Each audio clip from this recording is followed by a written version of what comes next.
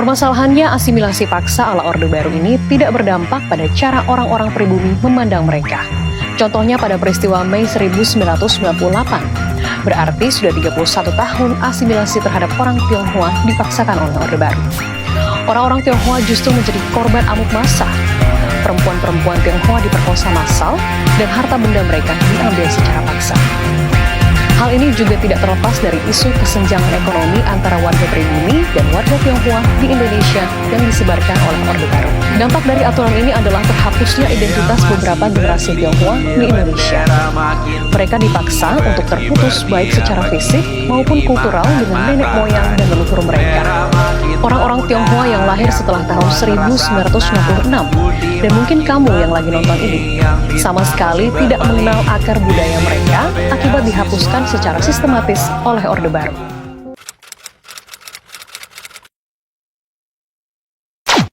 Diskriminasi terhadap etnis Tionghoa sudah terjadi lama semenjak masa penjajahan Belanda, di mana etnis Tionghoa diposisikan sebagai kelompok dengan perantara ekonomi yang dianggap berbeda dari pribumi. Posisi ekonomi yang relatif kuat memunculkan rasa kecemburuan dan sentimen negatif dari sebagian masyarakat terhadap etnis Tionghoa. Etnis Tionghoa kerap kali distigmakan sebagai pribadi yang eksklusif, tidak nasionalis, dan juga materialistis, yang memperkuat pemisahan sosial dengan masyarakat mayoritas. Kemudian, pemerintah juga menekankan peran stereotip dan kebijakan pemerintah dalam memperkuat diskriminasi, yaitu ada kebijakan asimilasi Orde Baru. Pemerintah Orde Baru menerapkan kebijakan yang menekankan budaya ekspresi Tionghoa, seperti pelarangan bahasa Mandarin, kemudian pembatasan kegiatan kepercayaan dan agama, lalu juga mewajibkan etnis Tionghoa mengganti dari nama Mandarin menjadi nama Indonesia. Kemudian, pemerintah juga menerapkan diskriminasi struktural, yaitu akses terhadap jabatan publik, administrasi, kemudian pendidikan, disulitkan bagi orang-orang yang beretnis Tionghoa. Yang terakhir, melakukan pembangunan identitas nasional yang tidak inklusif. Etnis Tionghoa tidak dianggap sebagai bagian utuh dari identitas bangsa, melainkan sebagai asing meski sudah menetap di Indonesia selama berabad-abad. Pentingnya membahas kembali peristiwa Mei 1998.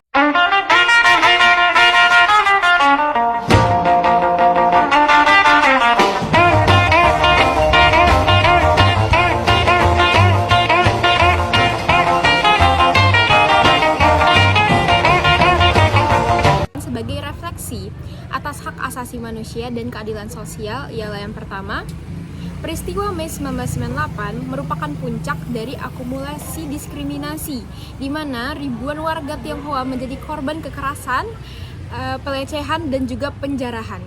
Yang kedua adalah negara tidak mampu memberikan perlindungan kepada warganya sendiri, yang mencerminkan lemahnya komitmen terhadap hak asasi manusia. Kemudian pembahasan ini juga penting untuk dibahas untuk rekonsiliasi dan edukasi. Membahas kembali peristiwa ini menjadi langkah penting untuk mendorong kesadaran publik, edukasi sejarah, serta upaya rekonsiliasi dan keadilan bagi para korban. Kemudian meneguhkan prinsip keadilan sosial. Refleksi atas peristiwa ini dapat memperkuat komitmen bersama untuk membangun Indonesia yang lebih inklusif, adil, dan menghargai keberagaman.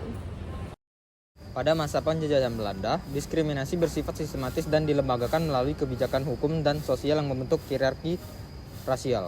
Belanda membagi masyarakat menjadi 3 golongan rasial, yaitu Eropa, Timur Asing, dan pribumi. Dengan posisi pribumi ditempatkan di tempat paling rendah. Kebijakan ini memperkuat ketidaksetaraan sosial dan ekonomi, di mana pribumi seringkali dipinggirkan dalam berbagai aspek kehidupan, termasuk dalam bidang pekerjaan dan pendidikan. Selain itu, segregasi sosial dan pembatasan hak-hak tertentu terhadap etnis Tionghoa dan Arab juga memperlihatkan adanya diskriminasi yang sistematis.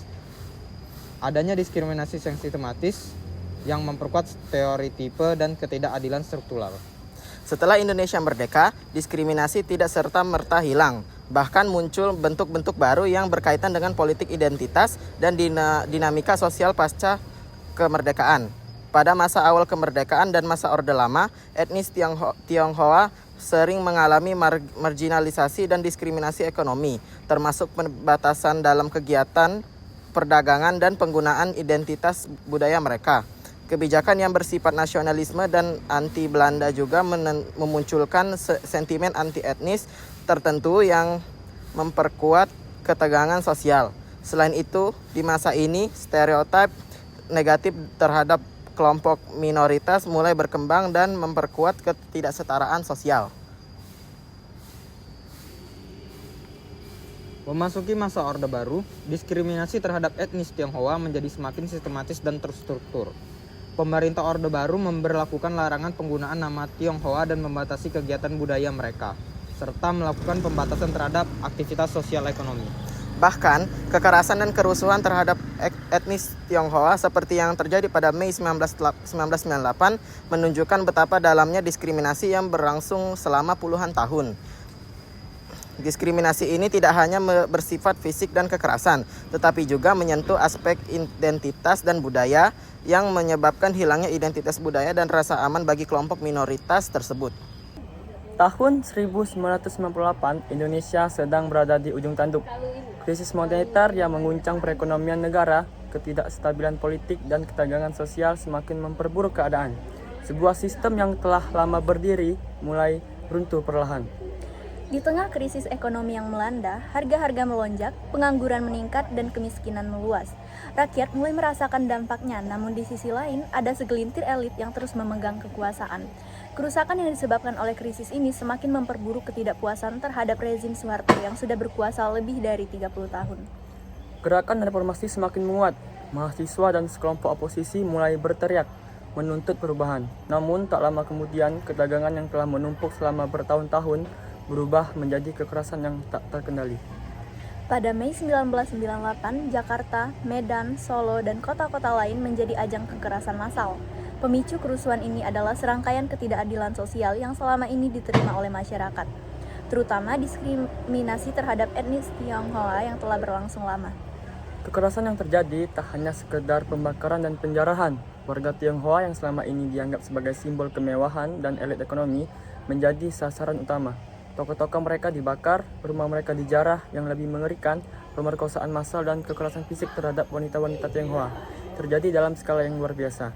Ini bukan hanya serangan terhadap properti, tetapi juga terhadap martabat dan kehormatan. Namun, banyak yang percaya bahwa kerusuhan ini tidaklah sepenuhnya spontan. Dugaan keterlibatan oknum militer dan elit politik dalam menghasut atau bahkan merencanakan kekerasan ini mulai mengemuka. Ada yang mengatakan bahwa mereka mungkin sengaja menciptakan kerusuhan ini untuk mengalihkan perhatian dari ketidakpuasan yang semakin meluas terhadap pemerintahan Soeharto. Di balik ketegangan ini, kekuasaan Soeharto mulai goyah. Gerakan reformasi semakin kuat dan rakyat menuntut perubahan yang tak bisa lagi dihindari. Sementara itu, di berbagai sudut kota, kekerasan terus berlanjut, menambah luka dan penderitaan bagi banyak orang. Kerusuhan Mei 1998 menjadi titik balik dalam sejarah Indonesia, sebuah peristiwa yang mengungkap betapa rapuhnya kestabilan sosial dan politik yang dibangun selama ini. Sementara banyak yang menderita, Indonesia harus menghadapi kenyataan bahwa perubahan besar sedang menanti. Setelah kekerasan itu, Indonesia memasuki era reformasi. Namun luka-luka sosial dan politik yang ditinggalkan masih terasa hingga kini. Ini adalah kisah tentang bagaimana diskriminasi dan ketidakadilan bisa memicu kekerasan yang menghancurkan. Sejarah tak bisa dilupakan, tapi hanya dengan memahaminya kita bisa berharap untuk masa depan yang lebih baik. Selanjutnya ada dampak dan reaksi dari masyarakat Tionghoa. Pada kerusuhan Mei 1998, meninggalkan luka mendalam bagi komunitas Tionghoa di Indonesia. Banyak dari mereka mengalami trauma berat akibat kekerasan yang terjadi, termasuk pemerkosaan massal terhadap perempuan Tionghoa yang sering tidak dilaporkan karena adanya rasa malu dan takut. Lalu ada kehilangan keluarga dan harta benda, karena banyak dari rumah dan toko-toko milik mereka yang dibakar atau dijarah. Yang ketiga, ada ketakutan kolektif yang menyebabkan banyak warga Tionghoa dari Indonesia pindah atau mengungsi di luar negeri. Banyak yang menuju ke negara Singapura, Australia, dan juga Amerika Serikat. Dan trauma ini diwariskan antar generasi dan menciptakan perasaan bahwa mereka mengasingkan diri dari negara mereka sendiri di kalangan warga Tionghoa itu. Kemudian ada dampak ekonomi, yakni kerugian ekonomi besar, terutama karena penjarahan toko-toko milik etnis Tionghoa yang dianggap menguasai perdagangan. Kemudian terhentinya aktivitas bisnis di banyak kota besar di Indonesia. Banyak pengusaha Tionghoa memilih menarik modal mereka atau memindahkan usahanya ke luar negeri. Hal itu menyebabkan perlambatan ekonomi jangka pendek di Indonesia. Selanjutnya ada pun reaksi nasional yang terjadi. Setelah kerusuhan 1998, masyarakat Indonesia memberikan berbagai tanggapan terhadap kasus tersebut. Yang pertama ada gerakan solidaritas dari masyarakat sipil, LSM, mahasiswa, dan kelompok lintas agama. Mereka muncul untuk mendukung korban-korban dan mengecam kekerasan. Dan selanjutnya ada Komnas HAM. Mereka membentuk tim gabungan pencari fakta untuk menyelidiki kerusuhan. Namun, hasil penyelidikan tidak pernah benar-benar ditindaklanjuti secara hukum pada saat itu. Banyak juga pelaku kekerasan yang tidak dihukum dan keadilan bagi korban tidak terpenuhi hingga hari ini. Kemudian ada reaksi internasional. Dunia internasional memberikan perhatian besar terhadap kasus ini, terutama karena laporan pemerkosaan dan kekerasan etnis menyebar di media internasional. Kemudian pemerintah Indonesia mendapatkan tekanan dari PBB, Amnesty Internasional, dan negara-negara mitra untuk menuntaskan kasus ini dan menjamin hak-hak minoritas. Kemudian komunitas diaspora Tionghoa di luar negeri ikut bersuara, menyuarakan tuntutan keadilan dan pengakuan terhadap pelanggaran hak asasi manusia. Yang terakhir yakni minimnya penegakan hukum. Salah satu dampak terbesar dari ketidakadilan hukum yaitu hingga saat ini tidak ada pengadilan yang terbuka dan adil terkait kekerasan 1998. Dan juga banyak korban enggan bereaksi karena takut ataupun karena trauma yang mereka alami. Dan juga negara dianggap gagal memberi rasa aman dan keadilan kepada warganya sendiri. Hal ini menegaskan bahwa peristiwa 1998 ini bukan hanya soal kerusuhan, tetapi mencerminkan masalah struktural dalam perlindungan hak asasi manusia, keadilan sosial, dan relasi antar etnis di Indonesia. Pemerintahan mencabut kebijakan diskriminatif, misalnya pelarangan Imlek, pembatasan bahasa. Penjelasannya, setelah berakhirnya era Orde Baru, salah satu tuntutan kuat dari masyarakat adalah menghapus berbagai kebijakan yang dianggap diskriminatif terhadap kelompok minoritas, termasuk etnis Tionghoa. Pemerintahan pada masa reformasi mulai mengabulkan tuntutan ini. Contoh kebijakan yang dicabut seperti pelarangan perayaan Imlek di depan umum. Pada masa Orde Baru, perayaan Imlek dibatasi dan tidak diperbolehkan dirayakan secara terbuka. Pencabutan kebijakan ini memungkinkan masyarakat Tionghoa untuk kembali merayakan tradisi dan budaya mereka secara bebas dan terbuka.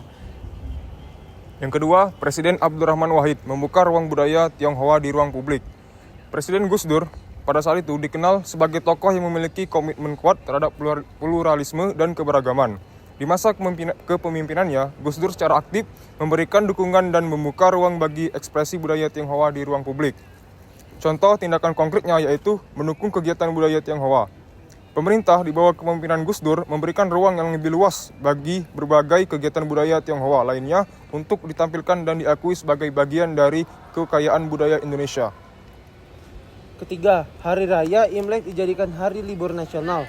Pengakuan Hari Raya Imlek sebagai hari libur nasional merupakan puncak dari upaya penghapusan diskriminasi dan pengakuan terhadap keberadaan serta kontribusi masyarakat Tionghoa. Keputusan ini diambil pada masa pemerintahan Presiden Megawati Soekarno Putri, melanjutkan kebijakan positif yang telah dirintis oleh Presiden Abdurrahman Wahid atau Gus Dur. Implikasinya yaitu pengakuan resmi.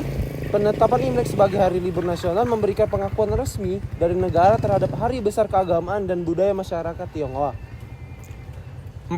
Tantangan diskriminasi terselubung dan stereotip. Meskipun reformasi membawa perubahan positif dalam penghapusan kebijakan diskriminatif dan memberikan ruang yang lebih besar bagi budaya Tionghoa, tantangan diskriminasi tidak sepenuhnya hilang. Diskriminasi seringkali muncul dalam bentuk yang lebih halus dan tidak kentara atau terselubung, serta stereotip negatif terhadap etnis Tionghoa masih beredar di masyarakat. Adapun bentuk diskriminasi terselubung yakni kesulitan dalam mendapatkan pekerjaan atau promosi. Meskipun tidak ada lagi larangan formal, individu keturunan Tionghoa mungkin masih menghadapi kesulitan atau prasangka dalam proses rekrutmen atau promosi di berbagai sektor.